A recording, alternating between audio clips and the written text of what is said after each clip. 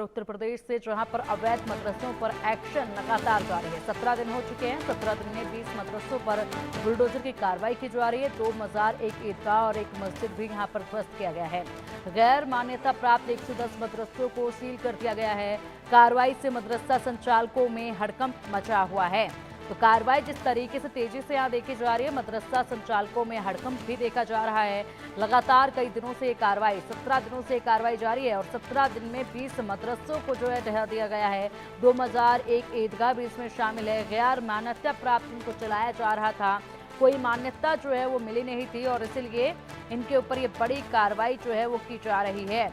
लगातार 17 दिन हो चुके हैं। 17 दिन में 20 मदरसों पर यह कार्रवाई जो है वो की गई है और ऐसे में मदरसा संचालकों के बीच में भारी रोष और चिंता जो है वो देखी जा रही है।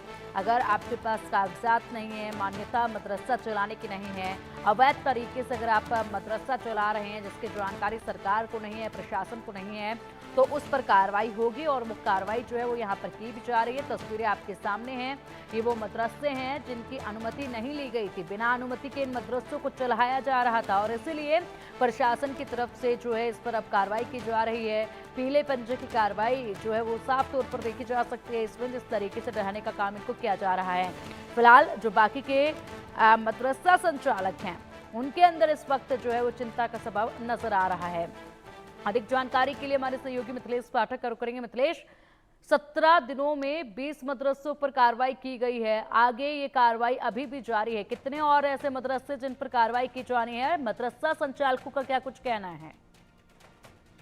बिल्कुल बताना चाहूंगा, उत्तर प्रदेश का श्रावस्ती जनपद इंडो नेपाल बॉर्डर से जुड़ा हुआ है। इंडो नेपाल सीमा पर यह श्रावस्ती जनपद है जिसकी 62 किलोमीटर खुली सीमा है और यहाँ पर ऐसे तमाम मदरसे थे जो अवैध थे। ऐसे मदरसों को चिन्हित किया जा रहा है। अब तक 110 मदरसे सीज कर दिए गए हैं, जबकि अगर बात करें तो अमान्यता प्राप्त 192 मदरसे श्रावस्ती जनपद में है। 20 से अधिक मदरसों को ध्वस्त किया गया है क्योंकि ये सरकारी जमीन पर बने हुए थे।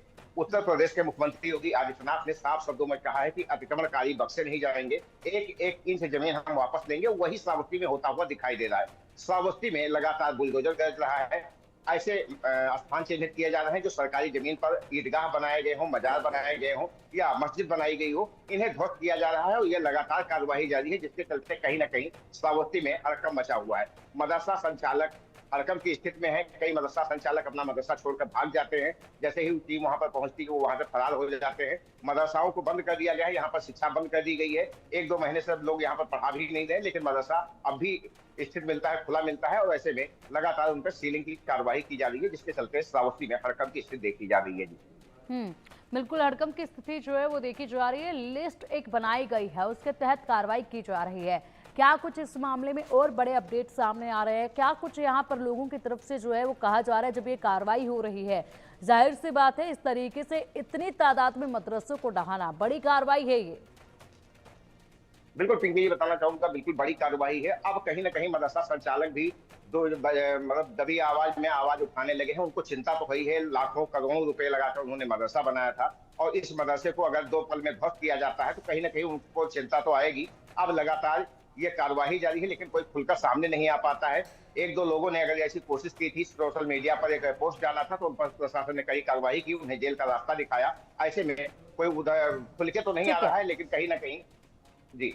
लेकिन मिथिलेश, बड़ी जानकारी जिस तरीके से आप दे रहे हैं कि लाखों करोड़ों रुपए जो है वो लगाए गए हैं इन मदरसों को बनाने के लिए, तभी आवाज से मदरसा संचालक आवाज उठा रहे हैं। लाखों करोड़ों रुपए जब मदरसा बनाने पर लगा दिए गए तो अनुमति क्यों नहीं ली गई? क्यों नहीं पूरी कानूनी प्रक्रिया के तहत इनको बनाया गया? यहाँ पर भी अगर कुछ कार्रवाई करते, यहाँ पर भी अगर सरकार के पास जाते, प्रशासन के पास जाते, तो डॉक्यूमेंट अगर पूरा करते तो शायद आज ये लाखों और करोड़ों रुपए के जो मदरसे बनाए गए हैं ये इस तरीके से जबेदोज नहीं होते। जी बिल्कुल बताना चाहूंगा, श्रावस्ती में इन लोगों का साफ तौर पर कहना है कि 2016 से मान्यता नहीं मिली। अब अगर 2016 से मान्यता नहीं मिली और 1960 से आप मदरसा बनाए बैठे हो तो 40 साल में क्यों नहीं कराया? इन लोगों ने एक सोसाइटी फर्म का रजिस्ट्रेशन कराया फैजाबाद से, उस पर मदरसा चला रहे थे। मदरसा ऐसे मिल रहे हैं जहां पर तमाम गतिविधियां ऐसी भी मिली हैं जो देशद्रोही भी हैं। तमाम ऐसे चीजें मिली हैं जो लोगों को संदेह में ला नहीं है। और यहाँ पर जो पढ़ाई होती है वो बच्चों को केवल उर्दू की पढ़ाई कराई जाती है, ना कि और किसी भाषा की दी जा रही। भले जब टीम पहुंचती है तो बताते हैं हम यहाँ पर हिंदी भी पढ़ाते हैं, गणित भी पढ़ाते हैं, लेकिन यहाँ पर इस तरह की कोई किताबें नहीं मिलती हैं। लोग जो मदरसा संचालक हैं वो झाड़ फूंक भी लगे हुए हैं, झाड़ फूंक भी करते हैं कहाँ से इनके पास पैसा आता है। गुजरात से आकर श्रावस्ती में मदरसा चलाया जा रहा है जो करोड़ों की संपत्ति। यहाँ पर 300 बालिकाओं का आवासीय विद्यालय था लेकिन रजिस्टर्ड नहीं था। अब ऐसे में जिलाधिकारी स्वयं पहुंचे हैं और जिलाधिकारी की मौजूदगी में वहां पर ताला लगाया गया है। अब मदरसा संचालक भी मौके से फरार है। ऐसी ऐसी तस्वीरें निकलकर सामने आ रही हैं। इंडो नेपाल बॉर्डर पर एक जगह पर पहुंचा गया, डीएम पहुंचे, एसपी पहुंचे, तो वहां पर तमाम बिल्कुल ऐसी मिथिलेश, जाहिर सी चीजें बात मिली। है, जिस तरीके से विस्तार से आपने बताया कि मदरसों के अंदर कार्य किस तरीके से हो रहे थे, अवैध तरीके की गतिविधियां जो आप बता रहे हैं, ऐसे में मदरसा चालक जो है, संचालक जो है, वो किस तरीके से आवाज उठा सकते हैं। यहाँ पर कई धाराओं के तहत तो वो खुद भी कानूनी पेंच में फंसते नजर आ रहे हैं, उन पर कड़ी कार्रवाई होनी चाहिए। जिस तरह की गतिविधियां आप बता रहे हैं कि इन मदरसों में की जा रही थी, चल रही थी। फिलहाल बहुत शुक्रिया आपका इन तमाम जानकारियों के लिए। नजर आप इस पूरे मामले पर बनाए रखिएगा, अपडेट आपसे हम लेते रहेंगे।